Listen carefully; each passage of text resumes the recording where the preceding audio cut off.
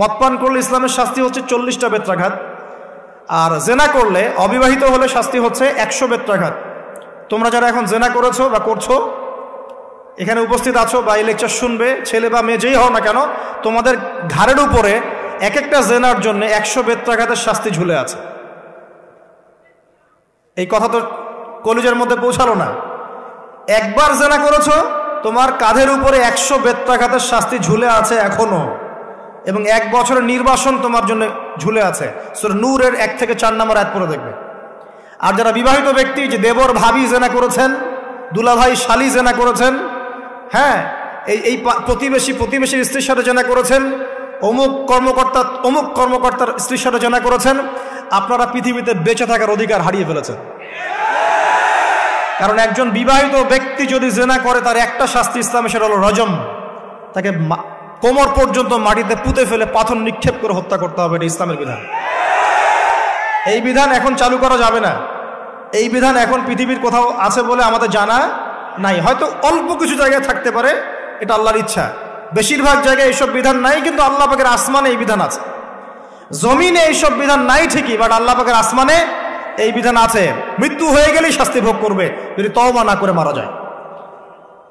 তবে যদি আপনারা তওবা করেন, এই শালি তুমি যদি তওবা করো, দুলাভাই যদি তওবা করে, এই দেবর যদি তওবা করে, ভাবি যদি তওবা করে, আল্লাহ পাক রাতের অন্ধকারের তওবা আল্লাহ পাক কবুল করতে পারেন। শোনেন ভাই, কয়েকটা কারণে ইসলামে মানুষকে হত্যা করা জায়েজ। একটা হচ্ছে হত্যার বদলে হত্যা। কেউ যদি কাউকে হত্যা করে, তাকে হত্যা করতো, ঠিক যেমন আমাদের আদালত এটা করে না, খুন করেছে ফাঁসি দেয় না, সেম জিনিস। আরেকটা হচ্ছে মুরতাদ হয়ে গেছে, মুরতাদ, আগে ছিল মুসলিম, পরে মুরতাদ হয়ে গেছে, তাকে হত্যা করা যায়। ইসলামিক স্টেটের প্রধান সেটা করবে, ডেমোক্রেটিক কান্ট্রির মধ্যে এটা নাই। কথা বুঝতে পারছেন? এটা থাকবে ইমাম মাহাদির যুগে ইনশাআল্লাহ, এটা থাকবে ঈসা ইবনে মারইয়ামের যুগে, এটা ছিল ওমর রাদিয়াল্লাহু আনহুর যুগে, ইসলামী খেলাফার সময়, এখন নাই। আচ্ছা, তবে তাদের বাঁচার সুযোগ আছে, তাদের বেঁচে থাকার সুযোগ আছে। মনে করেন কেউ কাউকে হত্যা করেছে, এসে পরিবারবর্গকে বলছে যে আমার ভুল হয়ে গেছে, আমাকে মাফ করে দেন, আমি আপনার সন্তানকে হত্যা করেছিলাম, আমি মুক্তিপণ রক্তপণ দিতে রাজি আছি। এখন যদি পিতা মাতা বলে ঠিক আছে রক্তপণ দিয়ে দাও, আমরা মাফ করে দিলাম, তাহলে এর বাঁচার অধিকার আছে, বেঁচে থাকতে পারবে। বুঝতে পারছি আমি? অপশন আছে। আবার কেউ যদি মুরতাদে করে স্টেটমেন্ট দিচ্ছে, ইসলাম মানি না, কোরআন মানি না, সুন্নাহ মানি না বলছে, ওকে আপনাকে বন্দি করে জেলখানায় রাখতে হবে এবং তাকে আপনাকে শর্ত দিতে হবে, তুমি কি জেনে শুনে সজ্ঞানে এটা বলছো না ফিরে আসবে কথা থেকে। সে যদি বলে আমি আমার কথা থেকে ফিরে আসলাম, আমি আসলে এগুলো বলেছিলাম, এখন ফিরে আসলাম, আমি তওবা করলাম, তার বেঁচে থাকার অধিকার আছে। বাট কিন্তু একজন বিবাহিত ব্যক্তি যদি জেনা করে ফেলে, নাউজুবিল্লাহ, যে দেবর ভাবি শালিদুল্লাহ ভাই তোমরা শোনো, যদি বিবাহিত কোনো ব্যক্তি জেনা করে ফেলে, সে যদি খাস তওবা করে আল্লাহ পাকের কাছে, আল্লাহ পাক যদি তার সমস্ত গুনাহ মাফ করে দেন, তারপরেও যদি তার এই মামলাটা ইসলামিক কোর্টে চলে আসে, তাহলে তাকে রজম করতেই হবে, বেঁচে থাকার অধিকার নাই। আমি দলিল দিচ্ছি, শোনেন। নবী সাল্লাল্লাহু আলাইহি ওয়াসাল্লামের একজন সাহাবী, মহিলা সাহাবী, তিনি পাপ করে ফেলেছেন। কি করেছেন? জেনা করে ফেলেছেন, বিবাহিত ব্যক্তি ছিলেন। নবীর কাছে এসে বলছেন, ইয়া রাসূলুল্লাহ তাহিরনি, আমাকে পবিত্র করুন, আমি অন্যায় করেছি। নবী সাল্লাল্লাহু আলাইহি ওয়াসাল্লাম বলছেন, মুখ ফিরিয়ে নিচ্ছে, একবার ডান দিকে মুখ ফিরাচ্ছেন, একবার বাম দিকে মুখ ফিরাচ্ছেন। নবী শুনতে যাচ্ছেন না, কারণ এটা কোর্টে চলে আসলেই বিপদ। নবীজি বলছেন, বাসায় যাও, তওবা করো, আল্লাহর কাছে তওবা করো, আল্লাহ মাফ করে দিবে। বাসায় চলে যাও, তওবা করো, আল্লাহ মাফ করে দিবে। সে মহিলা বলছে, না ইয়া রাসূলুল্লাহ, আমি অনেক বড় অন্যায় করেছি, আমাকে পবিত্র করুন। আপনি পবিত্র না করেন তাহলে পরকালে আল্লাহ আমাকে শাস্তি দিবেন, আমাকে পবিত্র করুন। নবী সাল্লাল্লাহু আলাইহি ওয়াসাল্লাম শেষে বলছেন, তুমি কি এমন কোনো কাজ করেছো, সুরমা দানি থেকে সুরমা বের করার সময় আমরা যেভাবে বের করে চোখে দিই, এমন কোনো কাজ কি করেছো? বুঝতে পারছেন? বুঝেন নাই? তোমরা কি ফিডার খাও নাকি? তাহলে সুরমা দানি থেকে সুরমা বের করার সময় আমরা যেভাবে বের করি, তুমি কি এমন কোনো কাজ করেছো? সাহাবী মাথা নাড়ে বলছেন, হ্যাঁ এমন কোনো কাজ করেছে। এবার নবী সাল্লাল্লাহু আলাইহি ওয়াসাল্লাম বললেন, বাসায় যাও, তুমি গর্ভবতী হয়েছো, হ্যাঁ, বাচ্চা খালাস করো, তারপরে এসো, তোমার বিচার করে দেওয়া হবে ইনশাআল্লাহ। সেই মহিলা বাসায় ফিরে গেল, তওবা করতে থাকলো, তার গর্ভের সন্তান বড় হতে লাগলো। এক পর্যায়ে সন্তান জন্ম হলো। সন্তান জন্ম হওয়ার পর সে এসে বলছে, ইয়া রাসূলুল্লাহ, এই যে কোলের বাচ্চা, এই যে 3 দিন আগে 4 দিন আগে হয়েছে সন্তান, আমাকে এখন পবিত্র করে দিন, আমাকে শাস্তি দিয়ে পবিত্র করুন। নবী সাল্লাল্লাহু আলাইহি ওয়াসাল্লাম বাচ্চা দিকে তাকিয়ে বলছেন যে এই বাচ্চাকে দুধ পান করাতে হবে, 2 বছর এই বাচ্চাকে দুধ পান করাবে, বাচ্চা যখন শক্ত কিছু খাওয়া শিখবে তখন এসো, তখন বিচার করে দেব। তিনি পাঠিয়ে দিলেন। 2 বছর পর এই মহিলা আবার এসে হাতে ওই যে কোলের বাচ্চা, রুটি আছে, বাচ্চার হাতে একটা কি আছে, রুটি, বাচ্চা রুটি খেতে পারে। এবার তিনি নবী সাল্লাল্লাহু আলাইহি ওয়াসাল্লামকে বলছেন, ইয়া রাসূলুল্লাহ, এই যে আমার বাচ্চা এখন রুটি খেতে পারে, আমাকে এখন পবিত্র করুন। নবী সাল্লাল্লাহু আলাইহি ওয়াসাল্লাম একজন মুসলিমকে বললেন, এই বাচ্চার দায়িত্ব কে নিতে পারবে? একজন মুসলিম সাহাবী বললেন যে আমি নিব ইয়া রাসূলুল্লাহ। তখন তার হাতে বাচ্চাকে সোপর্দ করা হলো।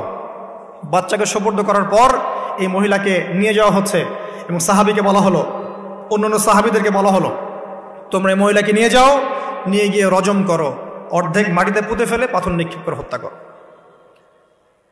এবার সাহাবীরা এই কাজ করছেন। খালিদ বিন ওয়ালিদ রাদিয়াল্লাহু আনহু, বিখ্যাত বীর সাহাবী, তিনি তখন মুসলিম হয়েছেন এবং অনেক যুদ্ধের নেতৃত্ব দিচ্ছেন। তিনি একটা পাথর নিক্ষেপ করেছেন।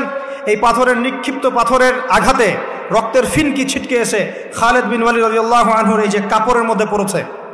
তখন খালিদ বিন ওয়ালিদ রাদিয়াল্লাহু আনহু তিনি বলছেন, ছি, আমার কাপড়ে একজন ব্যভিচারী নারী রক্ত পড়লো, এরকম একটা স্টেটমেন্ট তিনি করেছেন। তখন নবী সাল্লাল্লাহু আলাইহি ওয়াসাল্লাম রাগ করে বলেন, ইয়া খালিদ, তুমি থামো, তুমি জানো এই মহিলা অন্যায় করার পর এমন তওবা আল্লাহর কাছে করেছে, এত বেশি তওবা সে আল্লাহর কাছে করেছে, এত বেশি তওবা আল্লাহর কাছে করেছে বিগত এই সময়গুলোতে, এই তওবা যদি পুরো মদিনাবাসীর মধ্যে ভাগ করে দেওয়া হয় তবুও কম হবে। এবং সেই মহিলা এখন জান্নাতে আছে, জান্নাতে নদীতে সাঁতার কাটছে ইনশাআল্লাহ। আমি বুঝাতে পারলাম কিনা, এই মহিলাকে আল্লাহ পাক মাফ করে দিয়েছেন, তিনি জান্নাতে আছেন ঠিকই, দুনিয়াতে তার বিচার নবীজি করেছেন। তারপরেও আমি কি বুঝাতে পারলাম যে বিবাহিত ব্যক্তি ব্যভিচার করলে কিরকম শাস্তি হবে? এরপরেও যারা এখন ওই জেনার অপরাধে লিপ্ত আছেন, অবিবাহিত হন আর বিবাহিত হন, আল্লাহর ওয়াস্তে আজকে গভীর রাত্রে গিয়ে তওবা করবেন, রাত্রেবেলা ওযু করবেন, জায়নামাজে দাঁড়াবেন। তোমরা কি মনে করো যে গার্লফ্রেন্ডকে নিয়ে হোটেলে রাত কাটানোই জানা? তুমি যে তার হাত ধরে ঘুরছো এটাও জানা, তুমি তার সাথে কফি খাচ্ছ এটাও জানা করছো, তুমি নোট এক্সচেঞ্জ করতে গিয়ে ওর সাথে যে প্রেমের লেটার্স এই করছো এটা জানা করছো, রাত্রেবেলা রাত জেগে কথা বলছো জানা করছো, তুমি ওর দিকে খারাপ নজরে তাকাচ্ছ জানা করছো, তুমি ওর সাথে যা যা করছো সবই জানা হচ্ছে। আর আমরা তো এখন এটাকে ফ্যাশন মনে করি। আমরা মনে করি যে ছেলে মেয়ে একসাথে পড়বে, কোনো সমস্যা নাই, কোনো সমস্যা, এটা এগিয়ে যাওয়ার যুগ। এটা এখন কি নিজের ইজ্জত সম্ভ্রম বিসর্জন দিয়ে এগিয়ে যেতে হবে? আমরা দেখছি, কয়েকদিন আগে দেখলাম একটা বিখ্যাত একটা কলেজের কথা দেখলাম, যেখানকার মেয়েদেরকে যৌন কাজে বাধ্য করা হচ্ছে। ইজ্জত বিক্রি করে কি অর্জন করতে যাচ্ছ তোমরা? নিজের ইজ্জত বিক্রি করে কিসের সার্টিফিকেট অর্জন করতে যাচ্ছ তোমরা? সুবহানাল্লাহ। আর এখনকার জরিপ ভয়াবহ। এখন অ্যাডাল্ট ছেলেদের মধ্যে 10 জনের মধ্যে 5 জন বিয়ের আগেই যৌন সম্পর্ক করেছে। দেধারসে আপনারা জানা করছেন, গার্লফ্রেন্ড বয়ফ্রেন্ড অ্যাফেয়ার্সে যাচ্ছেন, ঠিক আছে, পতিতালয়ে যাচ্ছেন। এখনকার স্কুলের ছেলেদেরকে ধরলে ব্যাগের মধ্যে কন্ডম পাওয়া যাচ্ছে। সুবহানাল্লাহ। এটাকে আমরা এগিয়ে যাওয়া বলছি। অথচ যদি প্রাপ্তবয়স্ক, গভর্নমেন্টের আইনে কি আছে, 21 বছর না ছেলেদের? 21 বছর, আর মেয়েদের কত? 21-18 হওয়ার পরেও যদি কেউ বিয়ে করতে চায়, সমাজ তাকে মেনে নিতে চাচ্ছে না। সমাজ বিয়েটাকে কঠিন করছে, জেনাকে সহজ করছে। যত বেশি বিয়েকে কঠিন করবেন জেনা তত বাড়তে থাকবে। আর বিয়ের সময় দেখা যায়, মনে হয় যে মেয়ের বাবা মেয়েকে বিক্রি করছে, আর ছেলের বাবা হচ্ছে একটা মেয়ে কিনছে। মেয়ে বিক্রি করার সময় মোহর দিচ্ছে 10 লাখ, 15-20 লাখ, ম্যাডাম মেয়েটাকে বিক্রি করা হচ্ছে। আর ছেলে যে যৌতুক নিবে, এবারে নিচ্ছে 10 লাখ 20 লাখ যৌতুক নিচ্ছে এখান থেকে। তো এই যে একটা জাহেলিয়াত চলছে, মানে আইয়ামে জাহিলিয়াত কোথায়? আইয়ামে জাহিলিয়াত তো এখানেই। আমি তো চোখে দেখি এই বিশ্বটা আইয়ামে জাহিলিয়াতের যুগ। কে বলেছে যে আবু জাহেলের যুগটাই আইয়ামে জাহিলিয়াত ছিল? আইয়ামে জাহিলিয়াতে শিরক ছিল, এখনকার বিশ্বে রন্ধ্রে রন্ধ্রে শিরক আছে। আইয়ামে জাহিলিয়াতের মধ্যে সুদ ছিল, সুদ, এখন সারা বিশ্বে রন্ধ্রে রন্ধ্রে সুদ। আইয়ামে জাহিলিয়াতে মাদক ছিল, মাদক, এখনকার দেখেন এই যে বর্ডার এলাকা, এগুলা দেখবেন বর্ডার এলাকায় মাদক দিয়ে ভর্তি। শুধু এখানকার সমস্যাটা এটা এখানকার সমস্যা না, যে কোনো জায়গার বর্ডারেই সমস্যা। মাদকদ্রব্য খাচ্ছে মুসলিমরাই, সে জানে না একবার মাদকদ্রব্য সেবন করলে 40 দিন নামাজ কবুল হয় না। কেউ যদি মাদকদ্রব্য সেবন করে এবং এই অবস্থায় সে মৃত্যুবরণ করে, রাসূলুল্লাহ সাল্লাল্লাহু আলাইহি ওয়াসাল্লাম বলেছেন তাকে আল্লাহ পাক তিনাতুল খাবাল পান করাবে। সাহাবীরা জিজ্ঞাসা করছেন তিনাতুল খাবাল কি ইয়া রাসূলুল্লাহ? নবীজি বলছেন এটা জাহান্নামীদের রক্ত, মাংস, পুজের একটা মিশ্রণ, একটা পানীয়। আমরা কি খেতে চাই? আজকে থেকে তওবা করবেন, কোন রকম মাদক দ্রব্যের সাথে সংশ্লিষ্ট থাকবেন। আল্লাহ পাক হেফাজত করুন, আমিন।